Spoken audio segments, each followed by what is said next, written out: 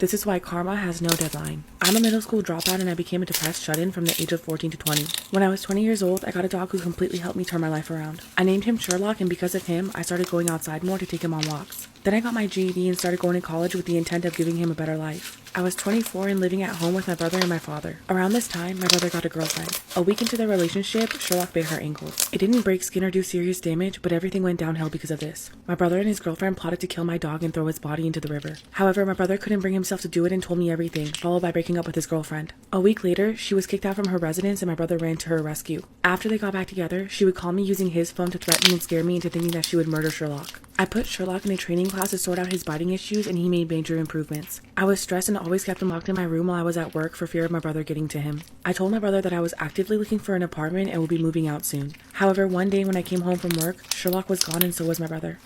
Part 2, why karma has no deadline. Panic rushed through me as I searched everywhere for my dog. I texted and called my brother, leaving him messages begging him to bring him back. I called the police to report the theft of my dog, but the dispatcher wouldn't listen to me. The next day, I received a call that broke me into a million pieces. My Sherlock's body was found deceased by animal control 100 miles away from home. The city he was found in was where my brother's girlfriend lived. I immediately left home in pure shock. My friends housed me for a few days because I didn't feel safe at home and later found a room for rent within a week because it was easier without pets. I was grieving over the loss of my best friend. My brother betrayed me for a girl he only knew for a few months. After this, I couldn't keep my grades up and dropped many of my classes. I'm also financially in debt because I didn't have much money to start with when I moved. My brother admitted to my mom that him and his girlfriend did indeed kill my dog. However, she doesn't want him in jail. Shortly after, I found out my brother's girlfriend moved into the house. She wanted the dog gone and that's why they killed Sherlock. A year later, I found out from my dad that she died from an illness. I was overjoyed for karma was being served. My brother is now depressed and I couldn't help but to feel some kind of closure. I'm in therapy and doing a lot better, however there's always going to be that missing piece. This is why quick thinking could save your life. A few years ago, I lived in an old one-person flat. Every door in the flat had a locking key. Strange things started happening around the flat. I had a feeling that something was off because food items from my fridge started disappearing before I had a chance to eat them and I'd find pillows for my couch on my floor.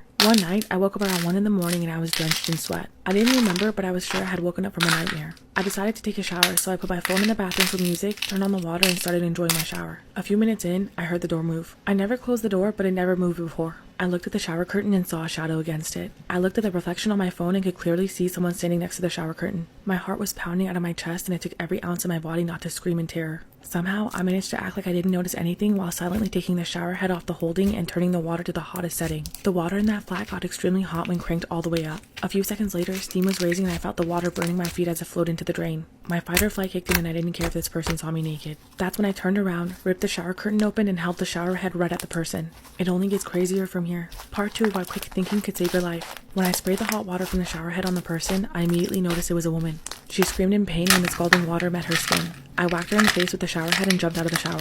I ran to the door, taking the key out of the lock and locking it behind me so that she couldn't get out. A little while later, she started to bang on the door, but thankfully the door didn't give.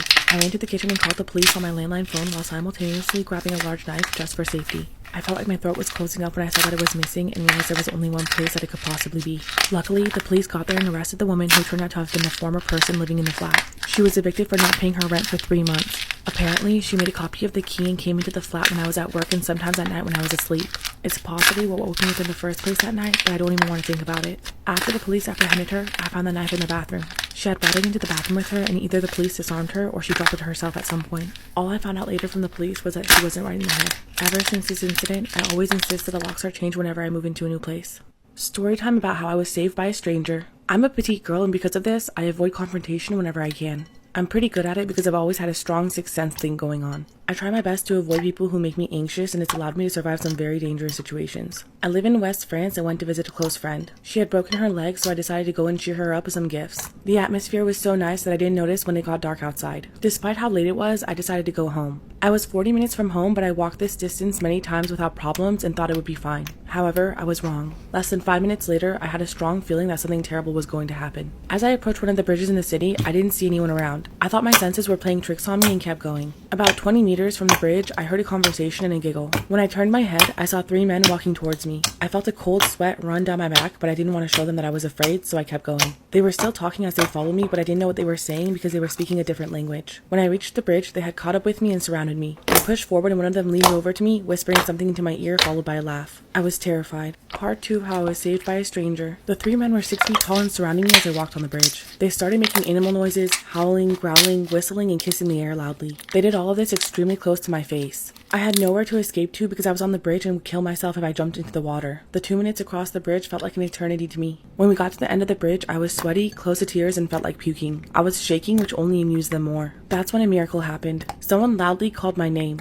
I looked up to see a tall, older man approaching us. I had no idea who he was or how he knew my name, but it didn't matter because I felt like he was my guardian angel. He was staring furiously at the strangers and they fell silent. He asked them what they were doing to his girlfriend, then stretched out his hand to me, never taking his eyes off of them. I grabbed his hand and nestled his shoulder. My heart was beating fast and loud, but I was so thankful. I thought the 3 men would attack him, but they didn't. I almost heard their teeth grinding as they muttered something. Shortly after, I broke down in tears. He walked me home and told me he was walking near the bridge when he saw everything go down. I asked him how he knew my name and he looked surprised, then smiled. He said he didn't and he just picked a popular name. He dropped me off and we parted ways, but I'll always be thankful to him. Story time about how a stranger wandered into my house and it led to something amazing. I woke up one night to someone ringing my doorbell over and over vigorously. I looked at the clock and I saw it was 3 in the morning. I went to the door and looked out of the peephole and saw a young woman outside on my porch. I opened the door and could immediately tell that she was intoxicated. She started explaining to me that she was at a bar down the street and lost her phone. That's when she asked if she could use mine and call someone for a ride home. It was freezing outside, so I reluctantly let her in. She asked me for water, so I led her to the kitchen. She proceeded to open my fridge and start eating my lunch meat and various other snacks. She then kicked off her heels and sat down at the table with a jar of pickles and started talking to me like she's known me for years. She told me her name was Krista and asked me how work was and what I was up to tomorrow. I reminded her that she needs to call someone to come pick her up and handed her my cell phone. She took the phone and FaceTimed her brother. She told him that she needs a ride but she has no idea where she's at and handed me the phone to talk to him. I told him the situation and gave him my address to come pick her up ASAP. A few seconds later, my doorbell began ringing again and someone started banging on my door. I went to the door and opened it to find a guy outside and he looked furious. This is when things got intense. Part 2 of how a stranger wandered into my house and it led to something amazing. I opened the door and quickly found out that this guy was Chris's boyfriend and it became clear that they were in some sort of fight. Krista started telling him to leave and accused him of following her and kept screaming at him that it's over between them. The guy turned his attention to me and asked what guy Krista was here to sleep with and began accusing her of coming here to cheat. He started yelling at me for helping her. All of a sudden, he grabbed Krista by her hair and started dragging her out of the house. I quickly ran after them and started screaming at the top of my lungs for him to let her go. Luckily, one of my neighbors heard the commotion and came to our aid. The guy let Krista go, but now he was trying to fistfight my neighbor. A few seconds later, a truck pulled up to my house and a man jumped out, which turned out to be Krista's brother. I quickly explained the situation and helped Krista into his truck. Krista's brother proceeded to confront her boyfriend, who was still making a scene, knocked him out clean with one hit, and drove off, leaving her boyfriend knocked out cold on my front lawn. Her brother texted me the next day thanking me and apologizing for knocking that guy out in my yard. We started texting back and forth and getting along, and I actually asked him out a couple days later. We've been dating for a few months now thanks to his drunk sister stumbling onto my porch. I guess everything happens for a reason.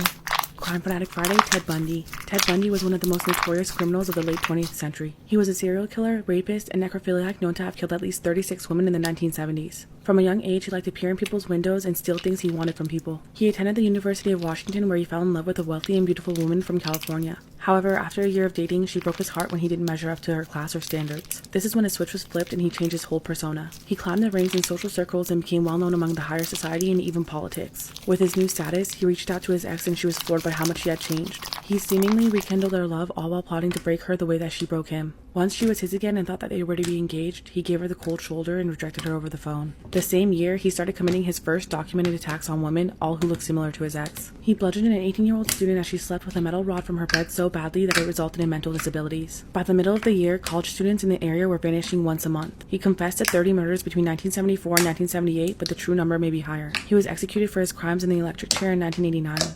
Crime Fanatic Friday Part 2, Ted Bundy picked me up while I was hitchhiking. My friend and I were driving from Philly to Miami Beach when our car's block cracked down in North Carolina. It was around 1975 and I thought it would be an adventure to hitchhike the rest of the way. We got a ride from a guy in a station wagon to the border of South Carolina and parted ways. That's when a guy who was a spitting image of Ted Bundy stopped and asked us where we were going. When I said Miami, he asked what street. We were overjoyed this youngish guy was willing to take us straight to my mother's house in Bay Harbor. This was around the time that Bundy had his prison break in Colorado and was supposed to have moved to Florida. After we got in the car, he offered us a J. He didn't want any but told us we should toke up. Well, whatever was in that J was powerful enough to almost paralyze both of us. That's when he started playing with buttons on the radio and compulsively repeatedly switching stations. I began feeling paranoid because I could sense a weird aura from this guy. He stopped at a rest stop and disappeared for an hour. When he got back, he said we had a detour to his bank and started taking us through miles of small roads in Georgia. He stopped at a single building like an abandoned tavern. He got out and went behind this building. He came back and drove around for hours until we got to Jacksonville. That's when he dropped us off by a mall and told us there was a change of plans. Looking back on it now, I'm almost certain it was him.